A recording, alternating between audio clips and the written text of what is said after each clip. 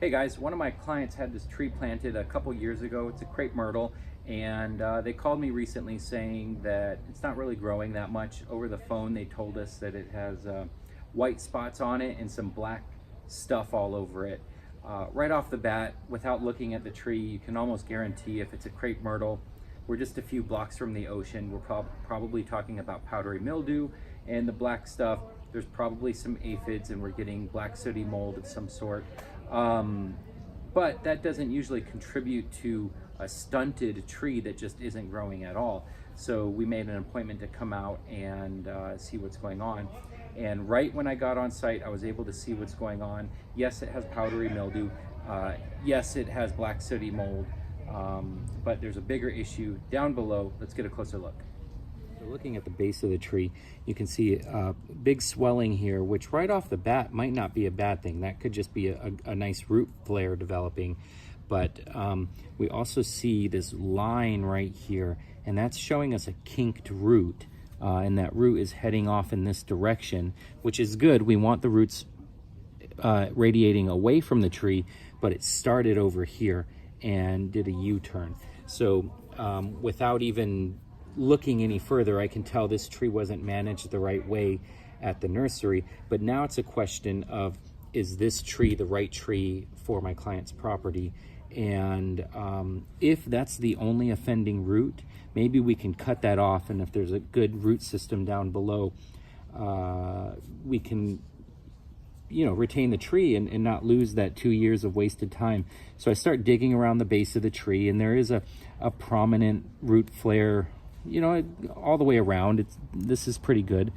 And so the next test I do is to just grab the tree right by the throat right here and start rocking the tree. And when I did that, look at this. You can see these lines right here that go all the way around the tree.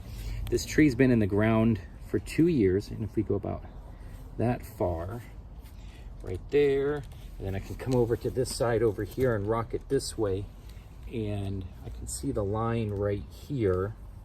And if we connect that, if I pull it this direction, I can see the line right about here and right about there. And so that's our root ball. This is a tree that's been in the ground for 2 years, and we could pull it out of the ground just like a carrot. Let me zoom out real quick here.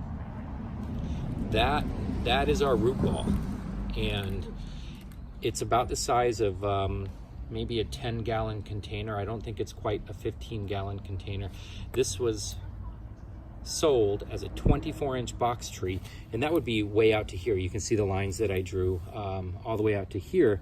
So as this tree was a baby at the nursery, still in a 5 or 10-gallon container, they didn't manage it the right way, and they left it in there too long. They up-potted it into a 24-inch box, but they didn't do any root pruning or enough root pruning. My guess is they didn't do any root pruning at that time. And when our client planted the tree in 2017, it was already stunted, not set up for success. And we recommended to them today to replace this tree. All right, so that's the basic gist with this tree. Totally root bound. We either have to dig it out of the ground and take apart the root ball and replant it. A lot of times that's not cost effective, and that could end up stressing it to death. So if that's not an option, root pruning or straightening it out and replanting it, then you got to replace the tree. Don't let yourself hold on to a tree like this for a decade and hope that it makes it. It could make it, but the greater likelihood is that it's going to hold steady for a while and then decline, and a decade later you should have a 30-foot tall tree that shades the whole front of the house, and you'll still have this instead. So don't let that happen to you. If you have any questions, treecarela.com.